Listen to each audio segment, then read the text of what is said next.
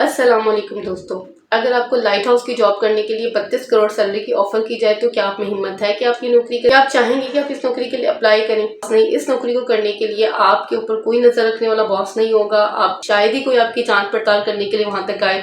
आप जब चाहें अपनी मर्जी से सो सकते हैं, अपनी मर्जी से खा सकते हैं, उठ सकते हैं, आप फिशिंग कर सकते हैं, अपने टाइम को बहुत अच्छे तरीके से एंजॉय कर सकते हैं। आपको ये मेक श्योर करना होगा, आपको इस चीज का ख्याल रखना होगा कि समुद्री जहाजों को रास्ता दिखाने वाले इस लाइट हाउस की जो लाइट है, ये लाइट और इसके तमाम फंक्शन जो है वो बिल्कुल ठीक तरह से काम करते नहीं। छोटा सा काम आपको करना होगा कि लाइट जो है वो जलती रहे। इस लाइट हाउस की लाइट को बंद नहीं होने देना आपने, बस ये छोटा सा काम आपने करना है। अब जरा सोचें कि इतना आसान काम होने के बावजूद भी, इतनी ज्यादा सैलरी होने के बावजूद कोई आसानी से इस लाइट हाउस में नौकरी करने के लिए एग्री नहीं है। कोई भी आसानी इस लाइट हाउस की नौकरी करने के लिए राजी नहीं है, कि दर हकीकत ये दुनिया की मुश्किल तरीन जॉब है।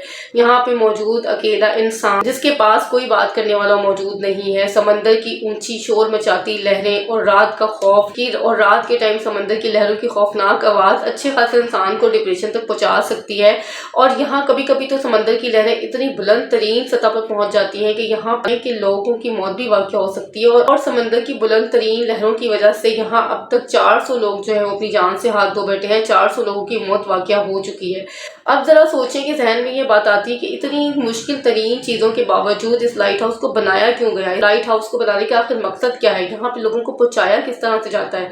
यहाँ पे कितना टाइम आपको रहना होता है? तो चलिए इस बारे में हम थोड़ी सी बात करते हैं। सबसे पहले तो मैं आपको ये बताऊं कि यहाँ पे आपको 3 महीने के लिए आपको यहाँ पे अपना टाइम स्पेंड करना होता है। यहाँ पर आपको हेलीकॉप्टर के थ्रू पहुंचाया जाता है और कम से कम 3 महीने का एग्रीमेंट जो है कंपनी आपसे साइन करवाती है। 3 महीने तक आपको यहाँ पे लाजमी रहना होता है। और अगर इस दौरान खुदा न खास्ता आपकी मौत वाक़या हो जाती है तो यहाँ पर इसकी जिम्मेदार जो है वो कंपनी नहीं है, इस चीज की जिम्मेदार आप खुद हैं।